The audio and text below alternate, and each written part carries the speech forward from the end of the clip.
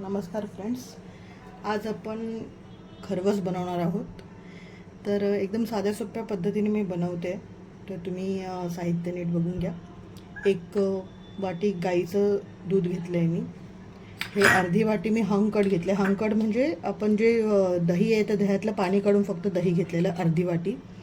एक वाटी इथे दूध पावडर आहे. पाऊण वाटी गूळ पावडर घेतली आहे मी. तुम्हाला हवं तर तुम्ही पिठी साखर पण वापरू शकता. आणि मी 1 चमचा हे वेलची पावडर घेतली. आता आपण कृतीला स्टार्ट करूया. याच्यात आपण 1 चमचाभर तूप पण घालणार आहोत, पण ते फक्त ग्रीसिंगला असणार आहे. म्हणजे जे आपण पॅन किंवा ताट कशातही जिथे तुम्ही ग्रीस करणार आहात, म्हणजे खरवस बनवणार आहात, त्याला ग्रीस करण्यासाठी आपल्याला तुपाची गरज पडणार आहे. आता मी हा एक मोठा बाउल घेतला आहे. याच्यामध्ये मी सगळ्यात आधी हे दही टाकणार आहे. आणि हे दही आपल्याला ना पूर्ण या विस्करने ना विस्क करून आपल्याला पूर्ण क्रीमी टाईप त्याचं टेक्स्चर बनवायचं आहे. म्हणजे जवळजवळ 2-3 मिनटं मी हे विस्क करणार आहे अशा पद्धतीने. हे बघा, मी हे पूर्ण विस्क करून घेतलं आहे. तर हे असं टेक्स्चर दिसतं आहे. हे आपल्याला लस्सीसाठी जे असतं ना तसं टेक्स्चर आपल्याला दहीचं करून घ्यायचं आहे, हंकडचं. आता आपण याच्यामध्ये दूध पावडर टाकणार आहोत. 1 वाटी दूध पावडर ही. आता ही पण आपण पूर्ण मिक्स करून घेऊया. आणि लक्षात ठेवा, हे जे दही आपण घेणार आहोत ना, हे दही आंबट नसलं पाहिजे, नाहीतर मग ते खरवस आपलं आंबट लागेल. आता याचं पण आपल्याला पूर्ण व्यवस्थित मिक्स करून घ्यायचं आहे. याच्या पण गुठळ्या नाही राहायला पाहिजे. थोडंसं मिक्स करून मग आपण याच्यामध्ये दूध आणि गूळ पावडर टाकणार आहोत.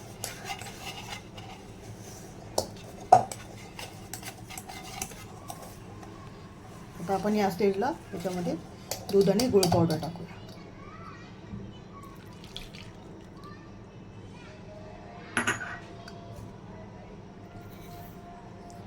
आता हे पूर्ण आपल्याला जे मिक्सचर आहे हे एकत्र पूर्ण हे गूळ पावडर जे मेल्ट होईपर्यंत, सगळं मिक्सचर क्रीमी होईपर्यंत आपल्याला फेटायचं आहे. तर बघा, आपलं हे मिश्रण जे आहे व्यवस्थित गूळ सगळं मेल्ट झालेलं आहे. आणि आता आपण हे शिजवणार आहोत. हे जवळजवळ ना मला 5 मिनटं असं कंटिन्यू घोळत राहायला लागलं. या खरवसामध्ये तुम्हाला एवढीच फक्त मेहनत करायला लागणार आहे. कंटिन्यू असं 5 मिनटं पेटत राहायला लागणार आहे. तेव्हा तुम्हाला हे असं क्रीमी टेक्स्चर मिळेल. आणि हेच महत्त्वाचं आहे. आता याच्यात आपण हे वेलची पूड टाकूया आणि परत ढवळून घेऊया. आणि आता आपण याला शिजवण्याची तयारी करूया. आता हा मी कुकरचा डब्बा घेतला आहे. याच्यामध्ये मी 1 चमचा तूप, 1 पण नाही, अर्धा चमचा तूप घातलं आहे. आणि हे आपल्याला व्यवस्थित ग्रीस करून घ्यायचं आहे.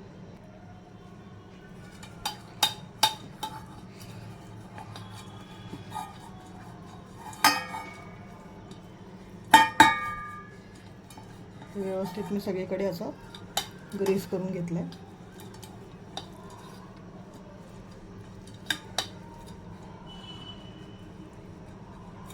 असं हे ग्रीस झालं आहे. आणि आता आपण याच्यामध्ये हे जे मिश्रण केलं आहे हे टाकूया.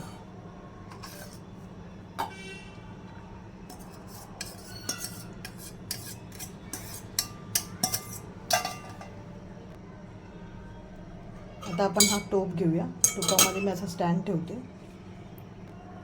याच्यामध्ये मी 1.5 ग्लास पाणी टाकलं आहे. आणि आपण हा जो या टोपामध्ये जे आपण हे टाकलं आहे खरवसचं मिश्रण, हे त्याच्यामध्ये ठेवणार आहोत. आणि याच्यावर आपल्याला झाकण ठेवायचं, प्लस आपल्याला बाहेर पण झाकण ठेवायचं आहे. ते मी तुम्हाला दाखवते थोड्या वेळात. हे झाकण मी असं याच्यावर ठेवणार आहे. आणि प्लस हे झाकण याच्यावर पालतं करून ठेवणार आहे. त्याच्यामुळे म्हणजे जे पाणी आहे ते खरवसमध्ये आपलं शिरणार नाही. आणि हे आता आपण मीडियम गॅसवर 15 ते 20 मिनिटे शिजवून घेणार आहोत. हे मी जवळजवळ 20 ते 25 मिनटं ठेवलं होतं. त्याच्यानंतर हे असं सेट झालं. थोडं थंड केलं आहे.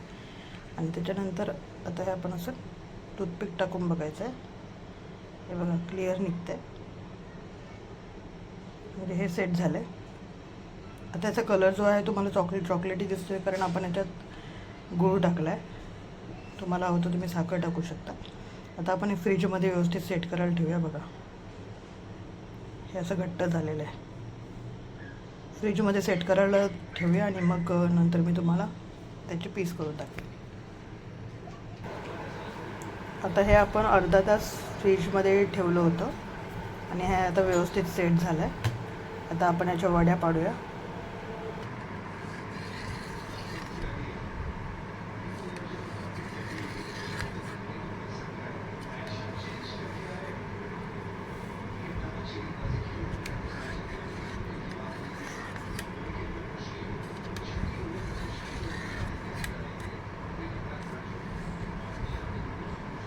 आता हे बघा मी अशा वड्या काढून घेतल्यात.